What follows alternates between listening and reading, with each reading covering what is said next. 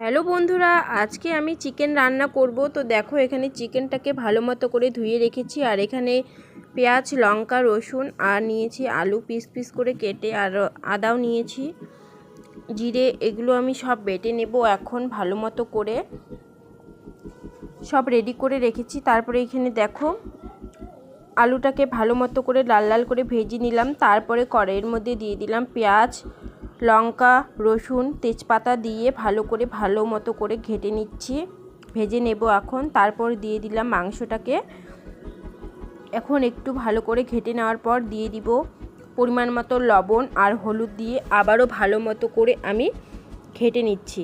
তোমরা কিভাবে মাংস রান্না করো অবশ্যই আমাকে জানিও, চিকেন রান্না কি করে করো। তারপরে এখানে দিয়ে দিলাম আমি আদা আর জিরে বাটা। আমি এখানে কোনো গুঁড়ো মশলা ব্যবহার করিনি। তারপর দিয়ে দিলাম আমি ভেজে রাখা আলুগুলোকে, দিয়ে আবারও আমি ভালো মতো করে ঘেটে নেব।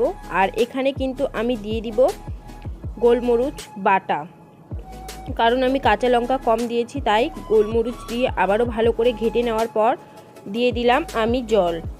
এখন আমি কষাতে থাকবো যতক্ষণ না অবধি মাংসর থেকে তেল বের হয়, ততক্ষণ আমি কষাতে থাকবো। আর দেখো, আমার ভালো মতো করে কষানো হয়েও গেছে, তেলও বের হয়ে গেছে। এর মধ্যে আমি দিয়ে দিলাম পরিমাণ মতো জল। আর আমি মাটির উনুনে রান্না করছি, কাঠের খড়ি দিয়ে। ভীষণ ভালো হয় এভাবে উনুনের মধ্যে চিকেন আলুর ঝোল করলে।